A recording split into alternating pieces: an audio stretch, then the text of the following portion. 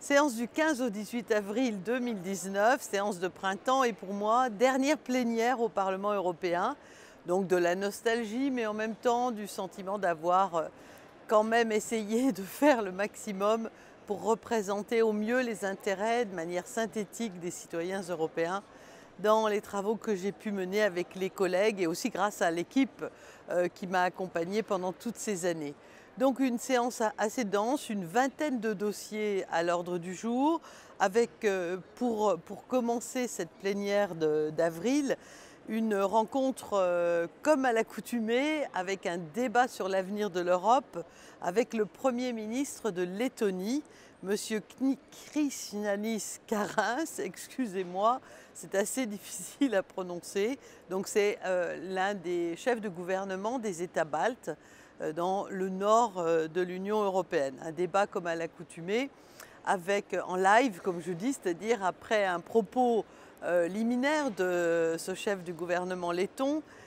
sur sa vision de l'Europe, sur quelle Europe il veut, sur quelles sont les priorités à ses yeux pour la Lettonie en Europe. Un débat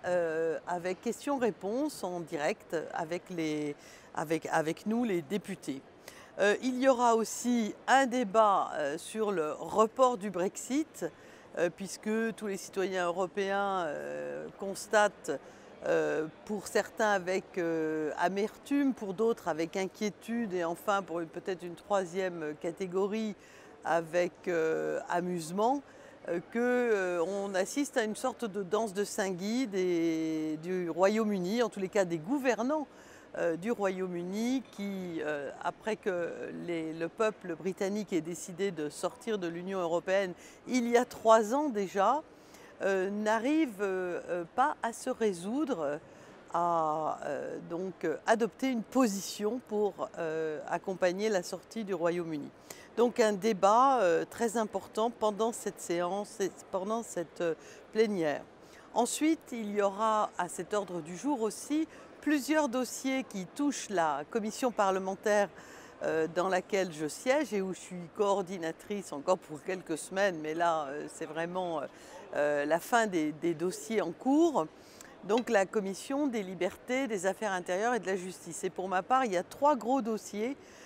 qui sont à l'ordre du jour de cette plénière. D'une part, la finalisation de la révision de Frontex pour la faire devenir une agence très importante de protection des frontières extérieures de l'Union européenne et pour permettre justement la liberté de circulation et l'apport de Schengen à l'intérieur de l'Union européenne, dossier sur lequel j'étais rapporteur pour mon groupe parlementaire qui devrait, je pense, trouver une majorité dans le vote final. Un dossier aussi sur lequel je suis également rapporteur pour mon groupe parlementaire sur les précurseurs d'explosifs, c'est-à-dire ces substances chimiques et bactériologiques qui peuvent être parfois utilisées en étant achetées soit par Internet, soit en petite quantité dans des commerces en Europe pour fabriquer des bombes artisanales. Donc un régime d'autorisation très serré de contrôle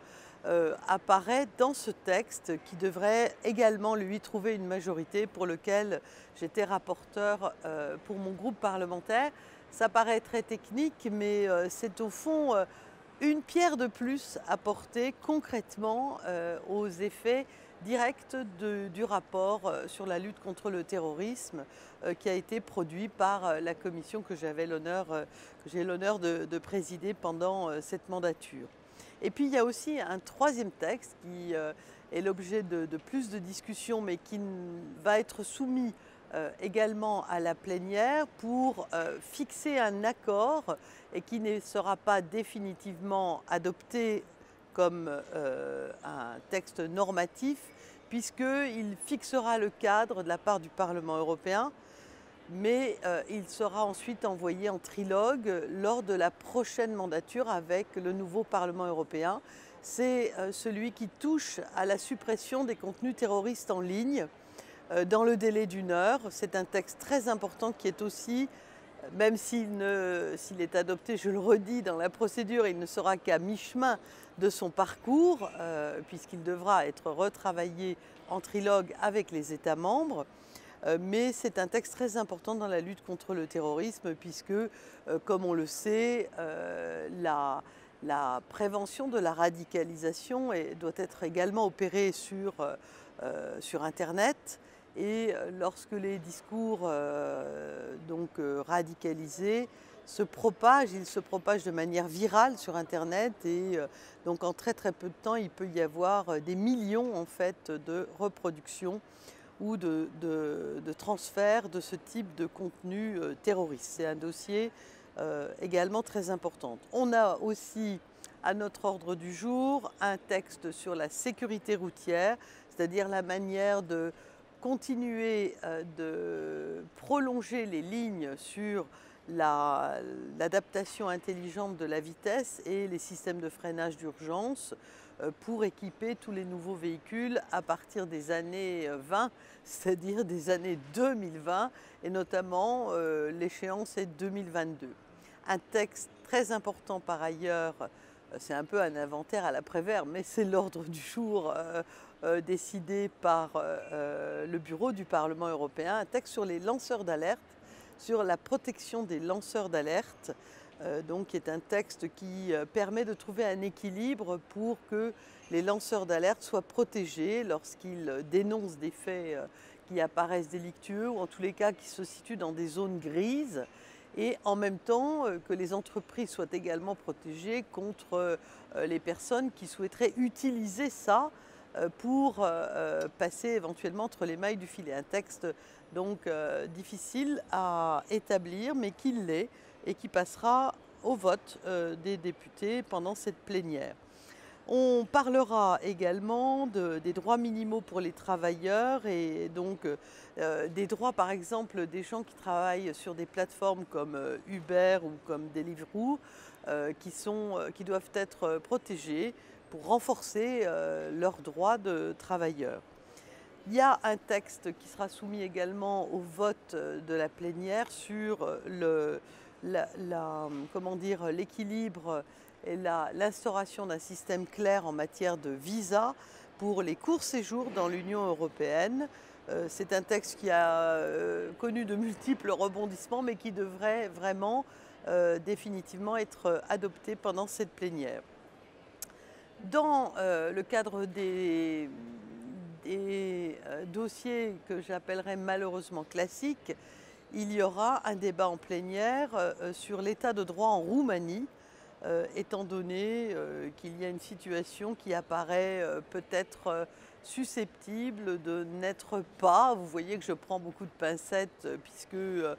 tant que les choses ne sont pas clarifiées,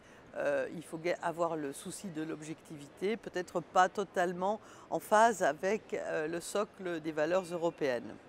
Un texte sur le marché numérique européen à travers les plateformes en ligne pour acquérir plus de transparence pour les entreprises de l'Union européenne, plus un marché numérique non seulement plus transparent mais aussi plus équitable, sera soumis à notre vote également pendant cette plénière d'avril, ainsi que la protection des consommateurs contre les pratiques trompeuses et déloyales qui sont encore très très souvent utilisées dans l'espace européen. On parlera émissions du CO2 pour les camions, c'est un dossier qui est un dossier également important pour préserver l'environnement. Il ne faut pas seulement parler de changement climatique, mais il faut prendre les mesures progressivement pour le voir évoluer de manière positive, et ce sera le sens de cet établissement de nouvelles limites d'émissions de CO2 pour les camions, pour les poids lourds dans l'espace européen. Donc c'est un texte également important.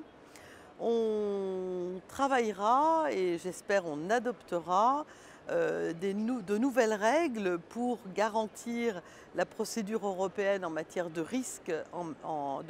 dans le domaine de la sécurité alimentaire, donc avec une procédure aussi beaucoup plus claire, beaucoup plus clean dans ce domaine-là, qui est une préoccupation bien sûr des citoyens européens en tant que consommateurs. Enfin, et j'ai presque fini, le programme donc d'investissement dans l'Union européenne sera à nouveau à l'ordre du jour de cette plénière pour prioriser les investissements de l'Union européenne sur l'emploi, l'investissement spécialement dans les petites et moyennes entreprises et puis la croissance. Donc un très très bon texte qui sera soumis aussi à l'accord des ministres de l'Union européenne. En termes de recherche, même logique avec Horizon Europe pour essayer de continuer, enfin pas pour essayer, pour continuer de combler le fossé en matière de recherche européenne, le fossé par rapport à d'autres grandes puissances, en donnant, en donnant plus de force encore aux investissements en matière de recherche thématique dans les domaines de la recherche et aussi dans le domaine des PME. Enfin, nous parlerons aussi de la réduction des risques dans les banques de l'Union européenne pour protéger les contribuables, ce qui est un élément important parce que dans les débats sur le terrain, très très souvent, vous faites part de cette diffusion d'informations concernant les économies des citoyens européens. Ce texte apportera des clarifications et bien entendu des garanties donc aux citoyens européens. Voilà un peu en vrac l'ordre du jour de cette plénière d'avril 2019, dernière plénière de la mandature.